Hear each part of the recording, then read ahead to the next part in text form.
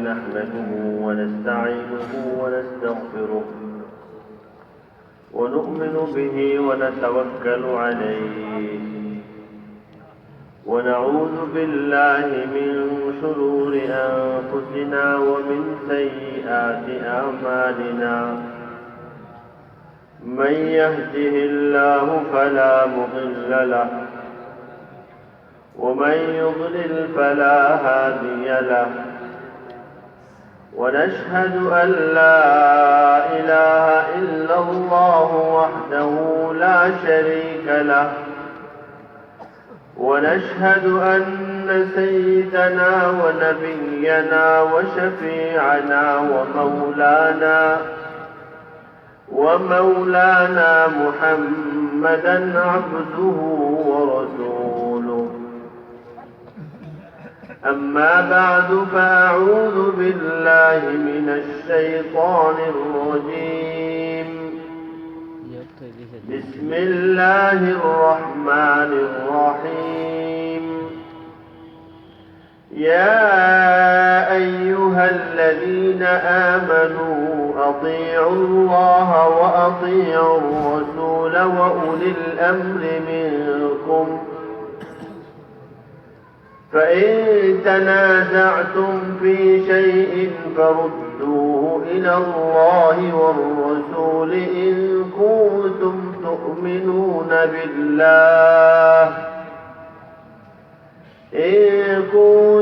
تؤمنون بالله واليوم الآخر ذلك خير وأحسن تأويلا.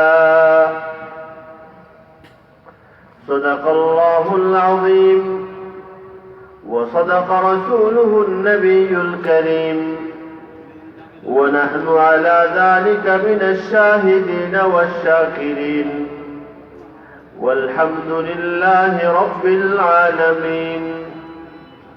اللهم أنت ربي لا إله إلا أنت خلقتني وأنا عبدك وأنا على عهدك ووعدك ما استطعت أعوذ بك من شر ما صنعت أبوء لك بنعمتك علي وأبوء بذنبي فاغفر لي فإنه لا يغفر الذنوب إلا أنت.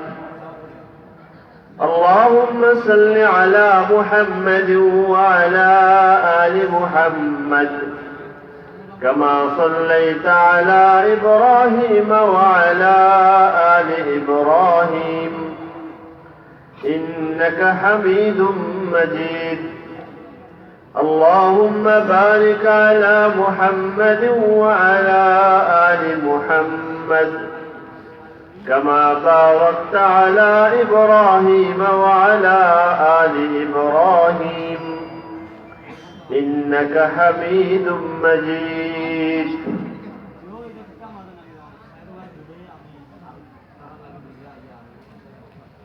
জামিআতুল উলুমিল ইসলামিয়া চতুল এর 20 সালা দস্তারবন্দি উপলক্ষে আয়োজিত 2 দিন ব্যাপী ইসলামী মহাসম্মেলনের প্রথম দিনে উপস্থিত সম্মানিত মুআজ্জাজ মুহতারাম উলামায়ে কেরাম, মুআজ্জাজ ও মুহতারাম অতিথিবৃন্দ এবং মুহতারাম সম্মানিত হাজিরিন, আমি সর্বপ্রথম আল্লাহ তাআলার শুকর আদায় করছি, সাথে শুকর আদায় করছি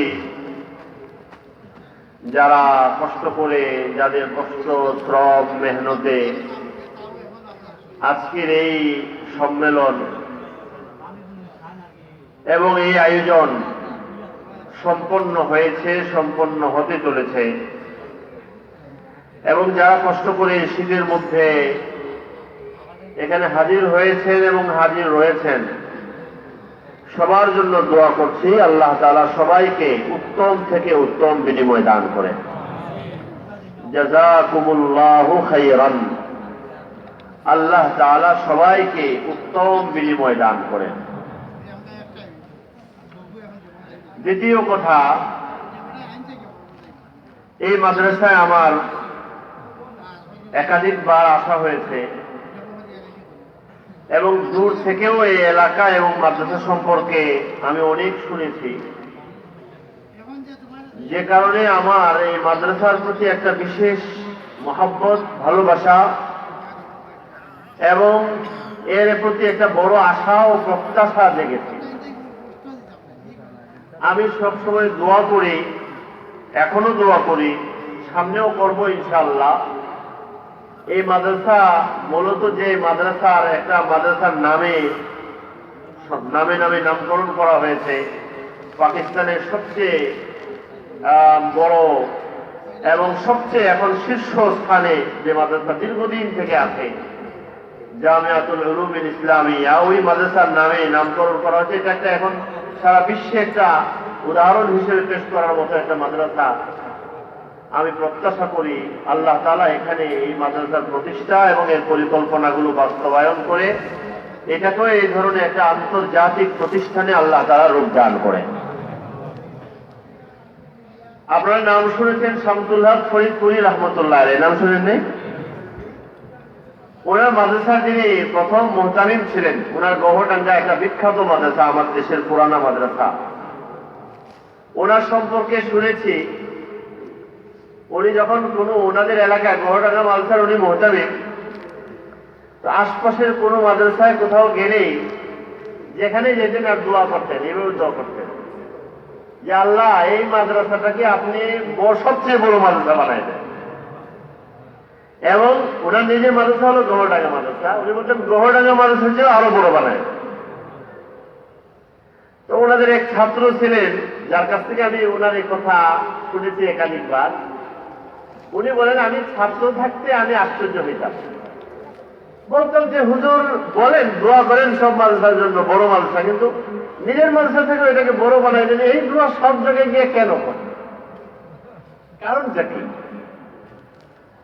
তো উনি বলেন যে আমার অভিজ্ঞতা এবং এ কথা বাস্তব, যে আসলে মাদ্রাসার মূল্য বুঝে, মাদ্রাসার প্রয়োজন বুঝে, মাদ্রাসার কাজ বুঝে, মাদ্রাসার দরকার বুঝে, তার কাছে কোনো জায়গার কোনো নামের মাদ্রাসার মধ্যে কোনো পার্থক্য নেই। পৃথিবীর যে প্রান্তে যেখানে দ্বীনি মাদ্রাসা হবে এটাই তার মাদ্রাসা, সে আশা করবে এটাই সবচেয়ে বড় মাদ্রাসা, এটার জন্য সে সব মাদ্রাসার জন্য যেমন করে এটাকে সে সবচেয়ে আপন মাদ্রাসা মনে করে থাকে। সুবহানাল্লাহ। এটার নাম দ্বীন, এটার নাম কি? ওই যে আমরা বলি মুসলিম মুসলিম ভাই ভাই, ইন্নামাল মুমিনুনা ইখওয়া, হাদিস শরীফে আল্লাহর নবী বলেছেন। তো দ্বীন এটার নাম, দ্বীনের নামে দ্বীনের কাজে যেখানে যে প্রতিষ্ঠান দেওয়া আছে এটা আপনার অমুকের প্রতিষ্ঠান না আমারও, এটা আমারও আপনারও সবার। যতদিন পর্যন্ত এই মনের এই চেতনা যতদিন পর্যন্ত আমাদের মধ্যে থাকবে ততদিন পর্যন্ত এই দ্বীনি মাদ্রাসাগুলো দ্বীনি খেদমতে অবদান রাখতে থাকবে। আর যখনই এখানে বিভাজন শুরু হয়ে যাবে, ভাগ ভাগ হইতে থাকবে, ওইটা অমুকের মাদ্রাসা আর এটা আমার মাদ্রাসা, এটা ভালো চাই ওইটা, এরকম যদি হয় তাহলে আল্লাহ মাফ করেন, এই মাদ্রাসা বা এই বিভাজন যারা করে তাদের দ্বারা মাদ্রাসার খেদমত হওয়া কঠিন। আল্লাহ তাআলা মাফ করেন। এটা আমাদের বুজুর্গদের একটা ছিল, তরিকাই ছিল, সব দিনই প্রতিষ্ঠানকে তার নিজের প্রতিষ্ঠান বলে করতেন। আমরা তো তাদের মতো না, তবু আমরা চেষ্টা করি, দিল দিয়ে একথা অনুধাবন করার চেষ্টা করি বা করতে তো পারি যে সব দিনই প্রতিষ্ঠান যেখানেই থাকুক এটা কার। দ্বিতীয় কথা, আপনারা তো জানেন এবং এই যে আসরের পরেও মৌলানা মুফতি আব্দুল মুত্তাকিম সাহেব বলতেছিলেন, আমি অনেক শুনেছি এই কথা, আপনাদের অঞ্চল কানাইঘাট, জৈন্তা, এ সমস্ত অঞ্চলের কিছু সিফাত আছে, বৈশিষ্ট্য, ভালো বৈশিষ্ট্য, সৌন্দর্য। এখানে আলেম ওলামা পরিমাণে অনেক, এখানে মানুষের দিনদারি আমাদের দেশের মধ্যে একটা আলাদা একটা স্বাতন্ত্র্য রাখে, অনেক আল্লাহর মেহেরবানি, আলহামদুলিল্লাহ, অনেক বৈশিষ্ট্য। আল্লাহ তাআলা এই সিফাত গুলোকে আমাদেরকে মজবুত ভাবে আঁকড়ায় ধরে রাখার তৌফিক দান করেন, আমিন। আরো এর মধ্যে উন্নতি অগ্রগতি করার তৌফিক দান করেন।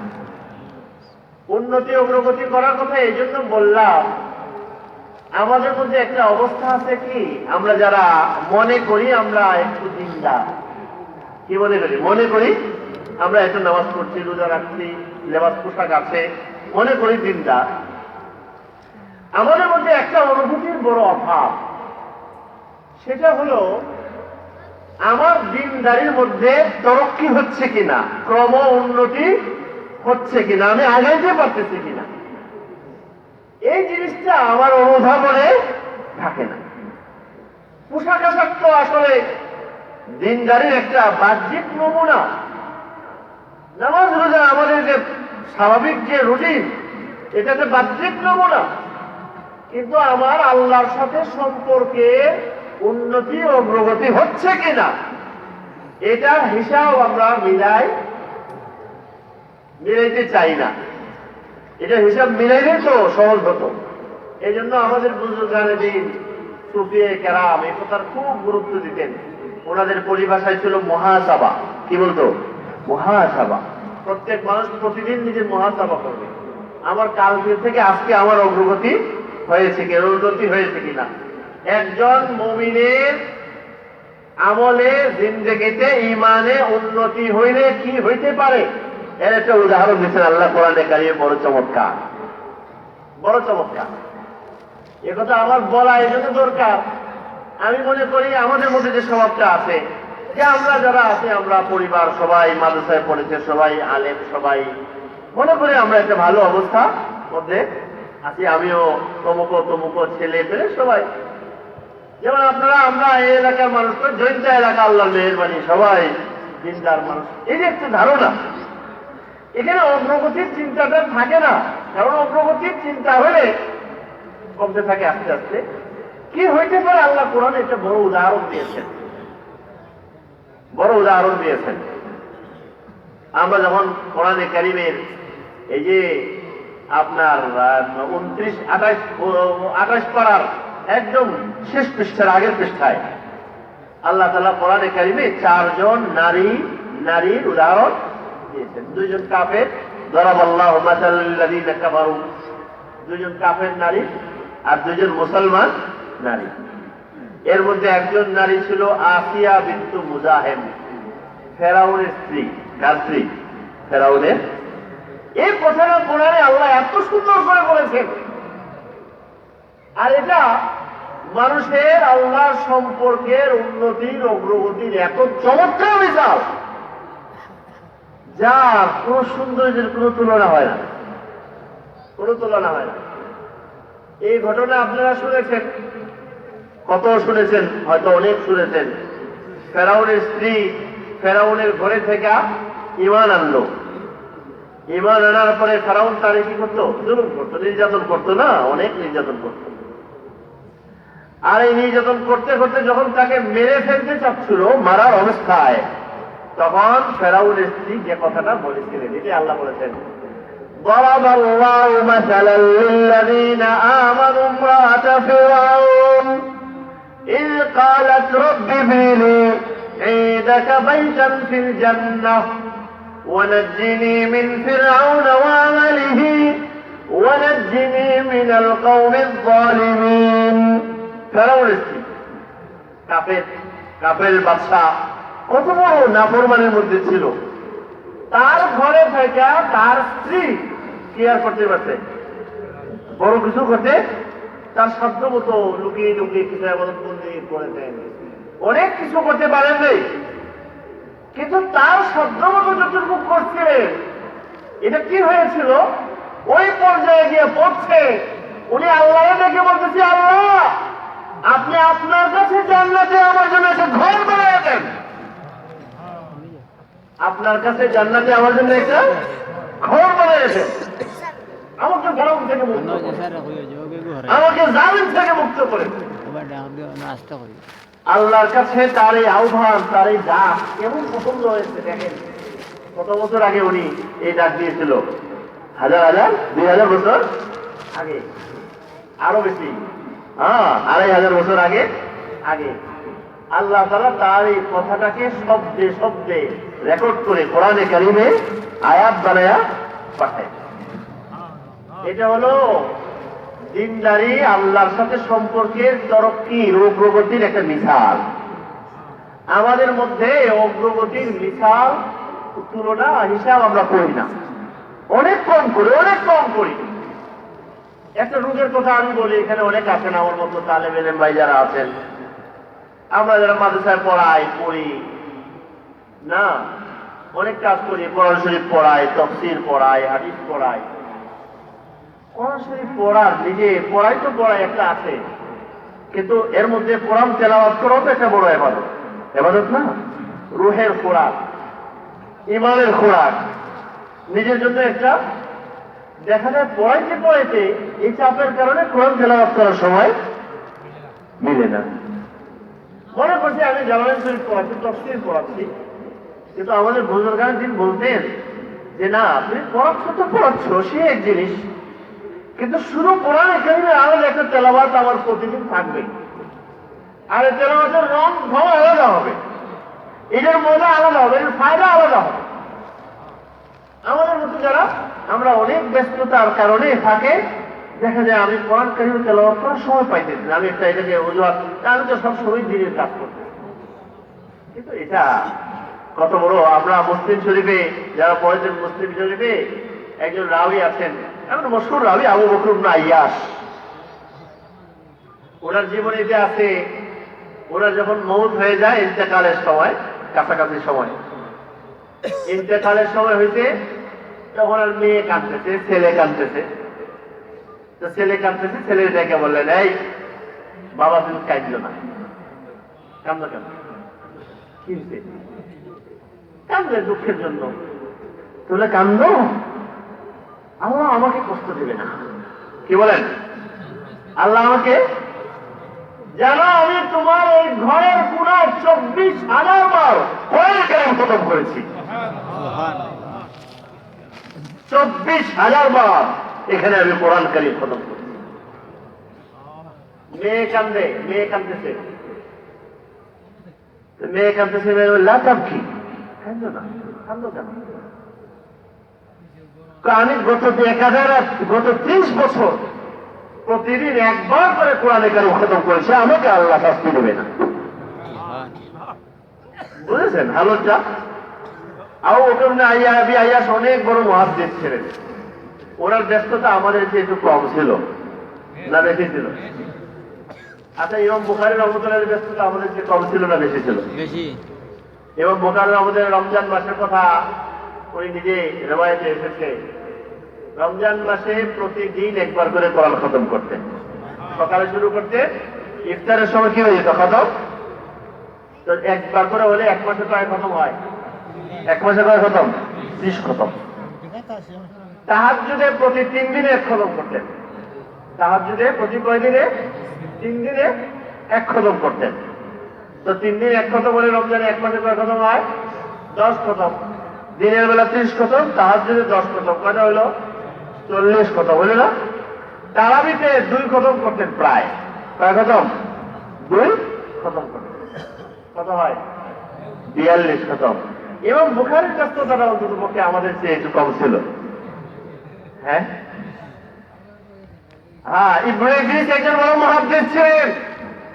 উনি ওনার ছেলেরে বলছেন, এই দেখো আমার এই ঘরের মধ্যে গুনাহ করো না, আমার এই ঘরের মধ্যে আমি এই ঘরে 4000 বার কোরআন কারীম খতম করেছি। এটা ছিল সবার কাছে কাজ।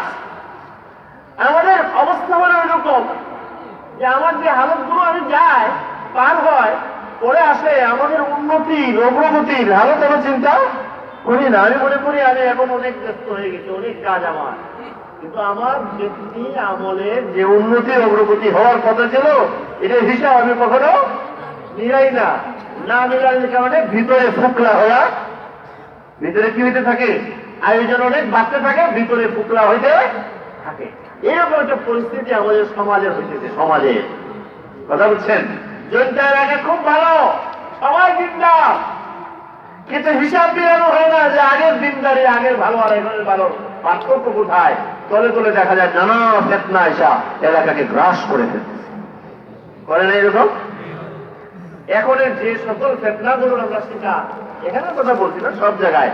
এর মধ্যে একটা ফেতনা হলো, আমি শব্দটা বললে আপনার নারাজ হন কিনা জানি না, একটা ফেতনা হলো ইউটিউবে অনলাইনের ওয়াজ ফেতনা। কি ফেতনা? আমি আজকে সকালে আসার সময় সিলেটে একটা দোকানে ঢুকলাম, একটা বড় সুপার শপ, বড় দোকান দিয়ে থাকে একসাথে। ঢুকে দেখলাম ওয়াজ বাজতেছে। ওয়াজ শুনে মানুষ শুনে আমাদের তো একটা জায়গায় আজকে ইউটিউবে অমুক শুনেছে, অমুকে এই কথা বলেছে, অমুকে এই কথা বলেছে, অমুকে অমুকে বলেছে এটা, অমুকে বলেছে এটা। আমি অমুককে আপনি চেনেন? কয় না, অমুক নাম, বাড়ি কোথায়, উনি এলএম শিখেছে কার কাছ থেকে, পড়ছে কোথায়, ওনার মিশনটা কি জানেন, ওনার নিয়তটা কি জানেন, উনি 2 দিন পরে কি বলবে এটা জানেন, ওনার বাপ গেছিল, ওনার মাকসাদ কি জানেন? কিছুই জানে না, কিন্তু তার বাস। আমি কয়েকটা উদাহরণ আপনাদেরকে দেব। আসলে যে কোনো দিনই কাজ, যে কোনো কি দিনই কাজ আল্লাহর দরবারে কবুল হওয়ার জন্য 2টা শর্ত। কয়টা শর্ত?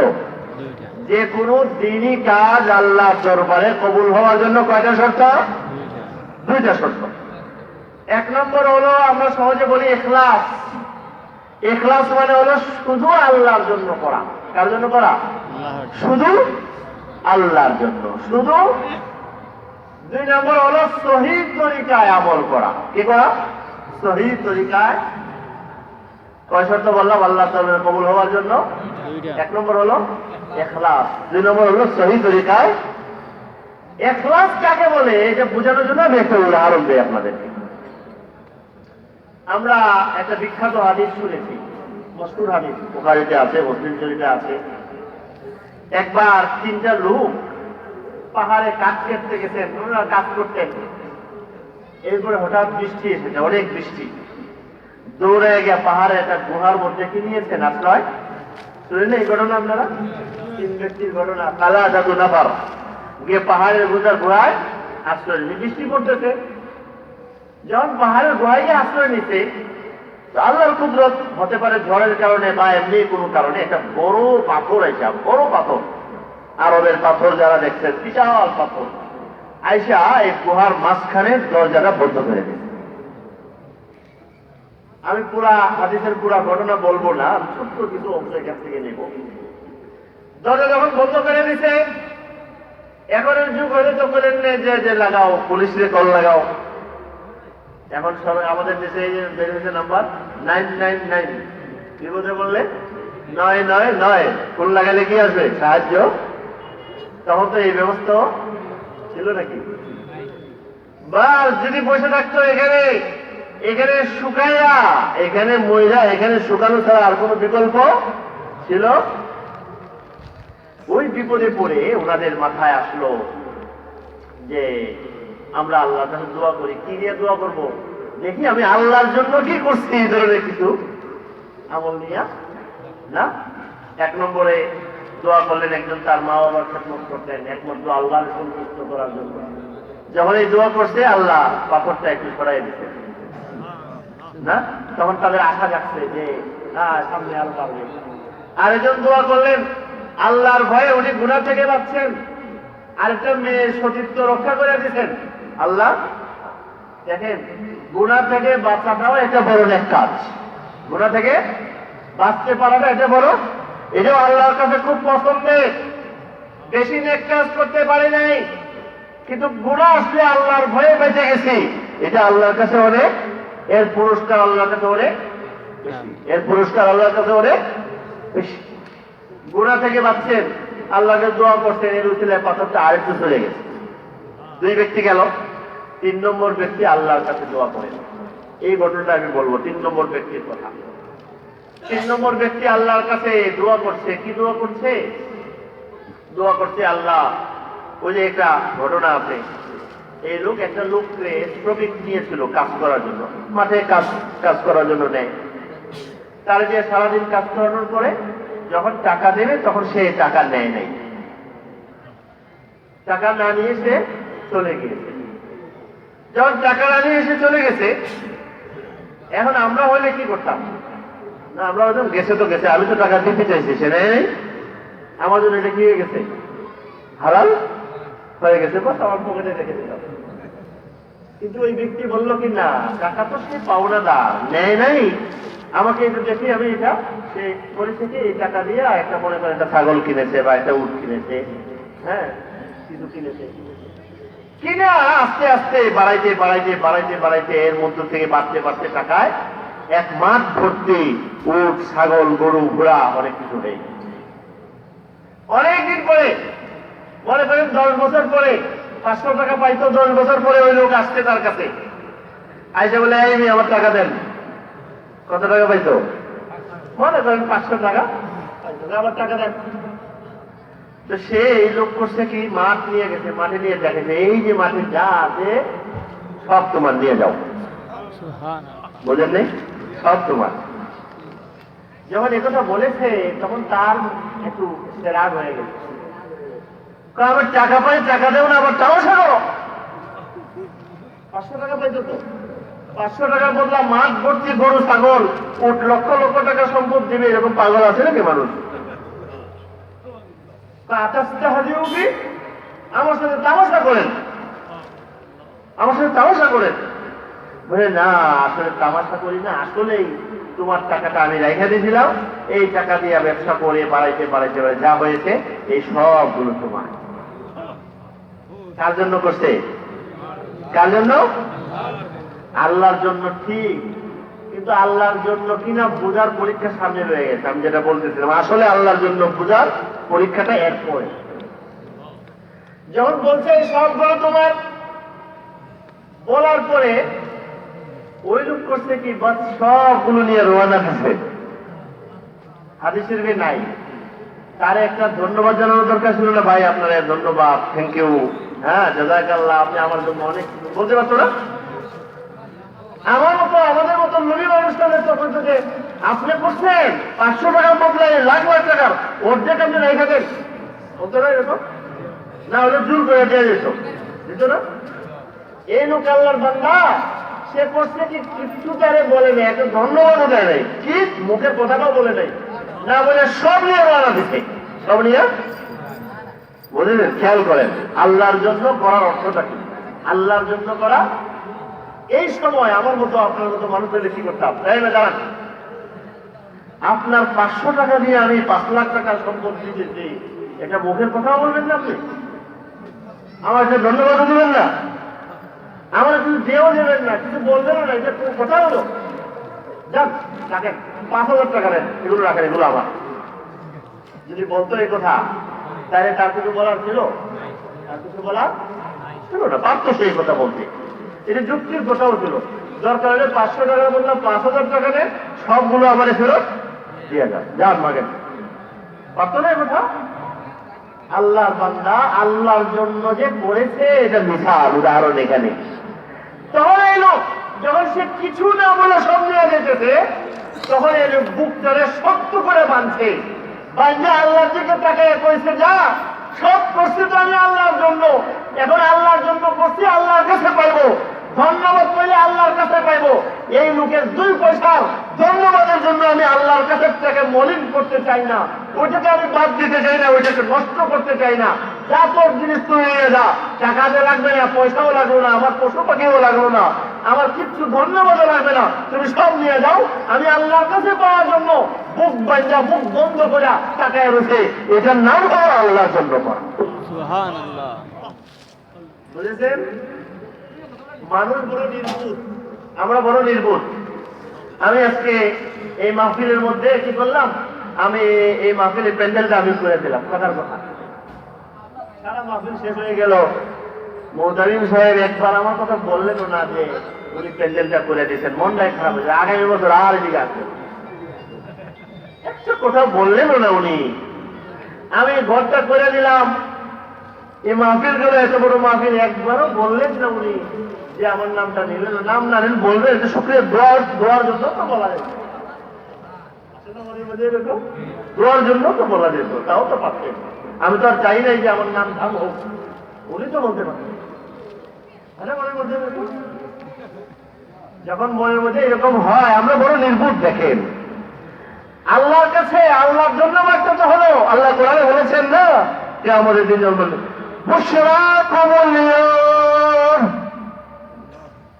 আল্লাহ সুসংবাদ এবং আল্লাহ ধন্যবাদ।